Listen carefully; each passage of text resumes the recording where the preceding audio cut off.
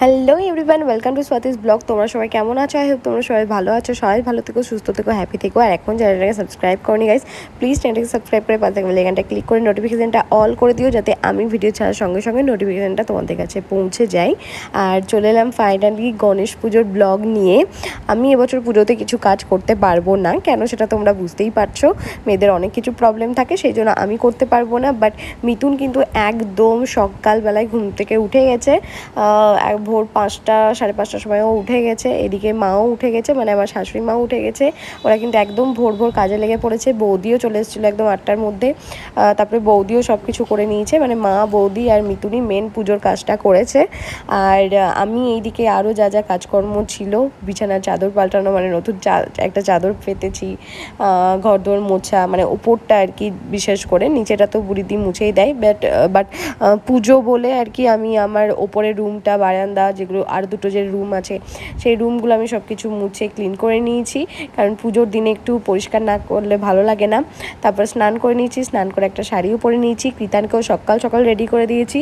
আর যেহেতু আমাদের নিচে বারান্দাতেই পুজো হচ্ছিল, সেই জন্য কৃতানকে আজকে সকালবেলায় ও একটু পুজো দেখেছে, প্রণাম করেছে, তারপরে ওকে পূজার কাছে দিয়ে এসেছি, মানে ওর মামনের কাছে দিয়ে এসেছি। ও সারাদিনটা আজকে মামনের কাছেই থাকবে। আমাদের বাড়িতে এমনিতেই আর কি পূজা আমার দিদি ওরা খাবেই, বাড়ির সবার তো খাবে আর কি। মানে আমি এরকম বলে দিয়েছি খাবার, আমাদেরই একটা বৌদি করে, তো তাকেই বলে দিয়েছি, যেরকম পোলাও, আলুর দম, তারপর চাটনি ছিল, আর পনিরের একটা তরকারি ছিল, আর হচ্ছে আলুর চিপস ছিল, এই ছিল, পায়েস তো ছিল, মিষ্টি, এগুলো তো থাকবেই। এগুলো লাঞ্চের মেনু ছিল, ওগুলো আমি ভিডিও ক্লিপ তুলতে ভুলেই গেছি, সেই জন্য ভিডিওর মধ্যেই বলে দিলাম। আর এখন তো পুজো হচ্ছে, একটু পর কীর্তনবাবুও চলে আসবে, তারপর পূজা দিদি সবাই ওরা আসবে, ওরাও রেডি হয়ে আসবে। তো একদম আমাদের 10টা থেকে পুজো হয়েছিল, 10টা থেকে সেদিনকে পুজো হয়েছিল পুরো 2টো অবধি, কারণ যেহেতু আমাদের যজ্ঞ হয়।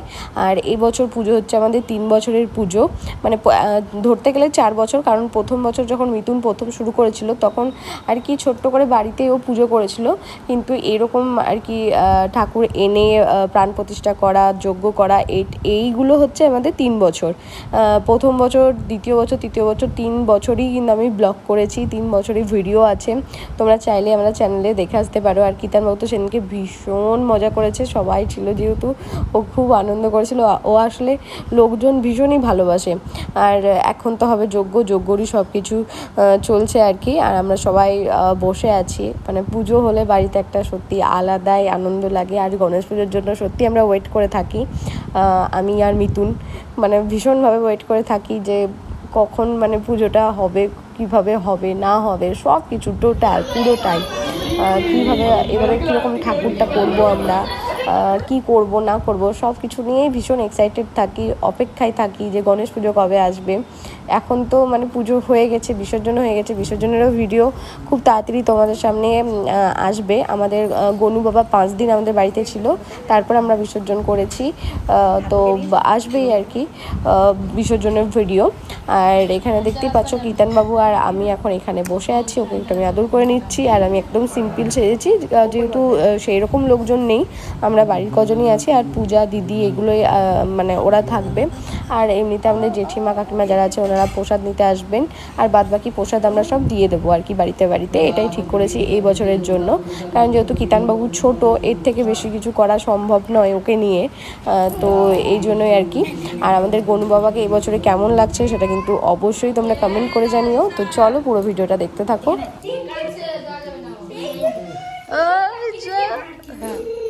এখানে বস, তোরা এখানে বস, এখানে ওই দিক দিয়ে তখন নেমে যাবে, তুই এদিকে আয়।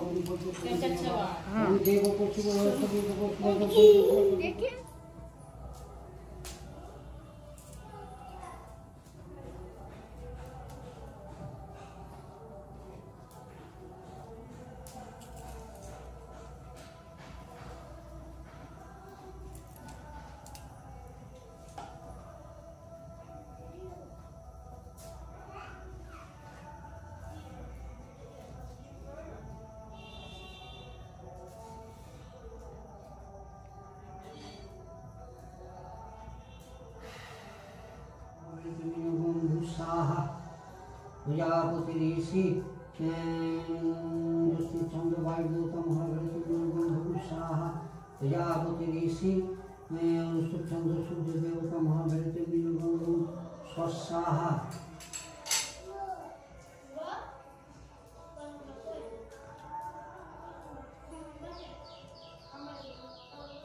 काठ হচ্ছে কান, যেখানে অল্প জ্বলছে সেটা হচ্ছে চোখ নেত্র, যেটা অঙ্গার সেটা হচ্ছে শীত, যেটা ধুমো সেটা হচ্ছে নাক, আর যেটা জ্বলছে সেটা হচ্ছে জিহ্বা। এবার সবসময় ঘি জিহ্বাতে দিতে হয়, অন্য জায়গায় ধুমো কাঠে দিলে অনেক কিছু যে করছে তার অনেক কিছু ক্ষতি হয়। অনেক ঘি দিয়ে